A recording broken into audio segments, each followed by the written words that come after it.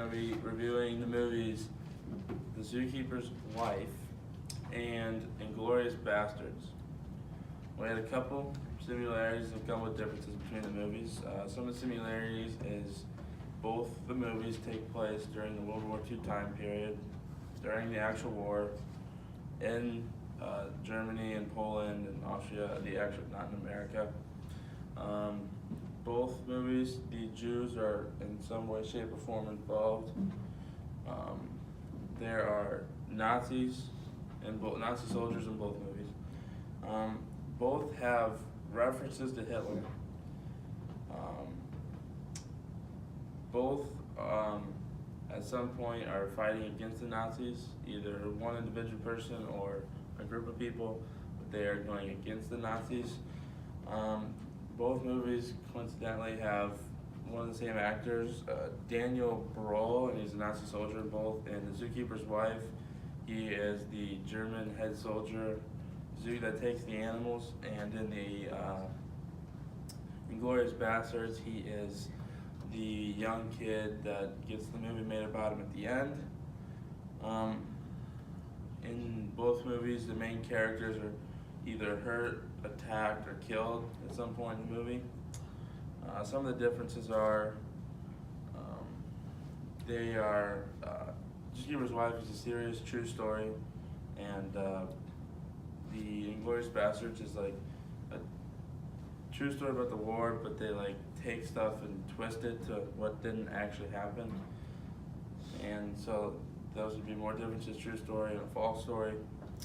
And in Zookeeper's Wife, there's no Hitler specifically shown, but there's a reference to him. And in Inglorious Bastards, he is shown in scenes and is killed at the end. So, with that being said, the movies on our scale, The Zookeeper's Wife, out of 5, we rated it a 3. And also Inglorious Bastards, we rated out of 5 with another 3. So, they're all good movies, but Zookeeper's Wife, very good, true story. And Inglorious Bastards, kind of goofy, funny movie.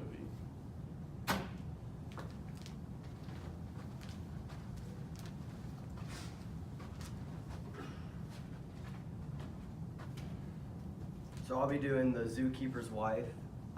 We did the 4 values: entertainment, educational, artistic, and literary. For the entertainment, they had in the zoo, they had a lot of animals. The explosions when the bombs were dropped, they were all draw the audience in. The educational, it was a true story, so it showed us how, like, the family, they hid the Jews in their basement in the zoo. It shows us how life was in World War II in Poland, and it shows us how when they searched Poland for the Jews, how the Germans went through and put them in ghettos, and if the family wouldn't have saved so many of the Jews' lives, they would have been killed. The artistic, the purpose of the movie was to replay the events that took place. It was such an important event in history that they decided to make the movie about it. The literary, actors did a good job of portraying the events that took place. They had a lot of, in true stories, a lot of things are changed, but I felt like in this, they stuck to what happened during the event. The theme of the movie was always do what's right, no matter what the consequences are. Even though they knew they would get in trouble if they were caught, they still took the Jews in and kept them safe. And the budget was $20 million, and the box office, they made $23.3 million. So they made their money back on it, and I thought it was a pretty good movie. For it being a true story, they did a good job.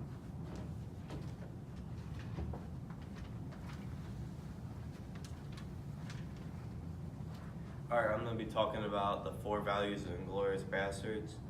For entertainment, this movie had a lot of fighting, like when the group of the Jews named Inglorious Bastards fought the Nazis and got their scalps for their leader, which one of them, he said that you guys could give me 100 scalps of Nazis. And then another big entertainment piece is when they murdered all the Nazis in the movie theater, which they basically said they were going to show them a film, but they ended up lighting the movie theater on fire, then they had machine guns and they killed them all. For some educational points in this movie is that like many people probably didn't know that there was like third-party groups that were trying to fight the Nazis too. Like there wasn't just like the big countries, like there was actually like little groups. So I think that's a big educational point for some people.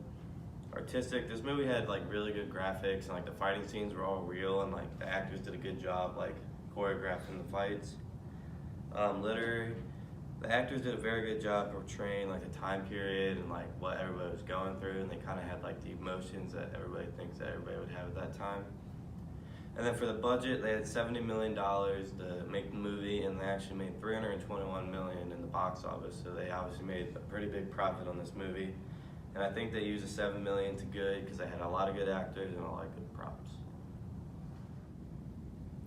Alright, so now we're going to talk about some symbolism in both the movies, Inglorious Bastards and The Zookeeper's Wife. So we'll start with both movies. In both the movies, the Nazi soldiers, like they got the gelled hair, combed over, the nice suits, and they're all like well groomed and just like how they're superior and stuff like that. Another one was aggression. In both movies, the Nazi soldiers, they're both aggressive towards people. That's just their nature to be aggressive towards others that weren't in their group of Nazis. And then the last one that we had for both was a third-party group. This showed that like people other than countries went against the Nazis, like they formed their own little groups.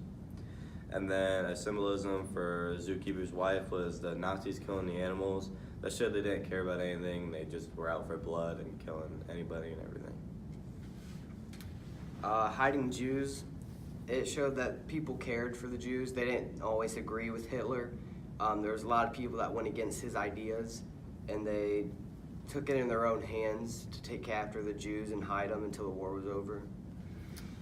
For the last one we have for The Zookeeper's Wife is the husband fights in just a little militia, like 20, 30 people it shows in the movie, if that. And it just shows that he won't back down.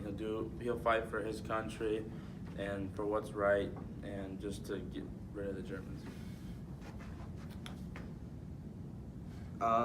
In Inglorious Bastards, we had Otto Rain, the Western accent. He was like an American guy. He was like a real tough guy. It just showed like America. Everything he did was shown like he had the American spirit. He was going to take down the Nazis, and that was his mission. I had the scalps, like when in the beginning he said he wanted 100 scalps from each of his soldiers, and that showed that they were out for like Nazi blood and that he was wanting to kill everybody in like vicious ways. And the last one was the fire at the end. She causes the fire in her own theater, and she burns up her whole livelihood, and just to save the Jews, she threw everything away. She didn't care about her own personal gains. She just wanted to save the Jews.